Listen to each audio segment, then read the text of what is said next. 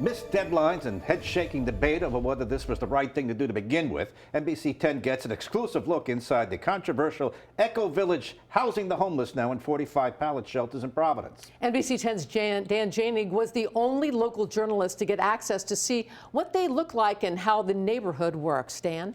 Gina Patrice, the Echo in Echo Village stands for emergency COVID housing opportunities. We've reported extensively about the cost, the controversy, and the delays. But tonight I wanted to show you what they look like and how the neighborhood works with dignity. Not everyone wanted to talk to me. Not everyone wanted to be on TV, and we respected that. Welcome to Echo Village. Thank you. This is the newest program of House of Hope.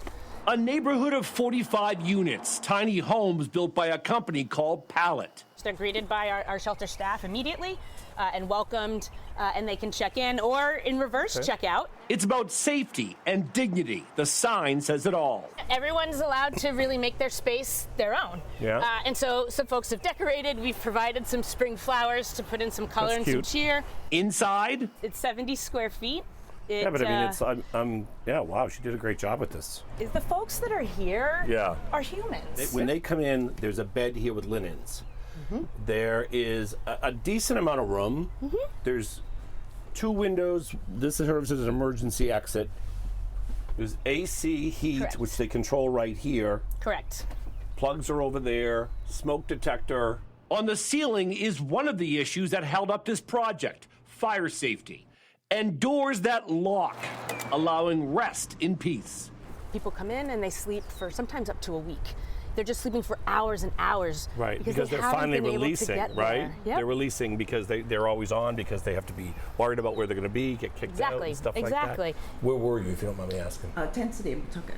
I met Susan in the community room. It is a far cry from Tent City in Pawtucket. The rats. The rats will keep you up at night. This space is where they gather. 2 meals a day from Amos House included, games, books, snacks, and meetings. What is it like going from Tent City to Echo Village? Oh my God, it's beautiful. I get to use an inside toilet. Take a shower, do laundry if I want to. I have more people to communicate with. Yeah. Safety. So this is like a little dog park. Just a small dog run where the dogs can go to the bathroom, but the guests are responsible for the care. I've been on the streets for 11 years, and I couldn't get anybody to help me. I also met Ralph. He's a veteran, 2 dogs. Unlike most shelters, Echo Village welcomes pets. That pit bull saved my life at least 5 times. All right? I'm not turning my back on my dogs. And we're under the bridge on Cranston Street.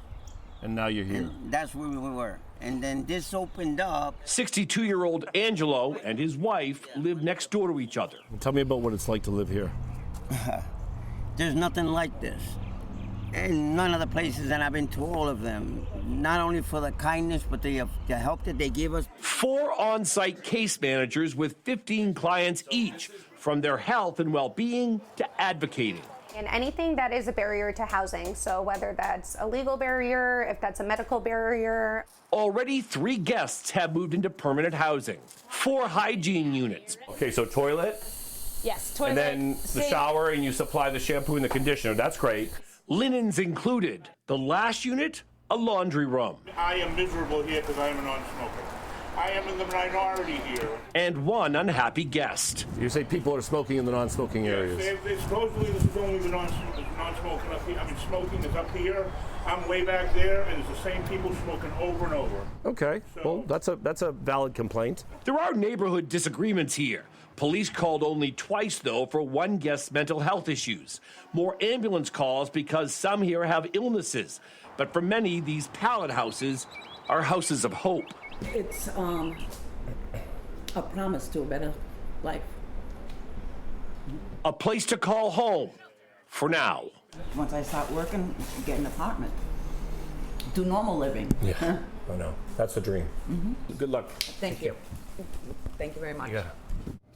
Echo Village is an alcohol and drug-free space. Guests are allowed only during the day and if they're approved.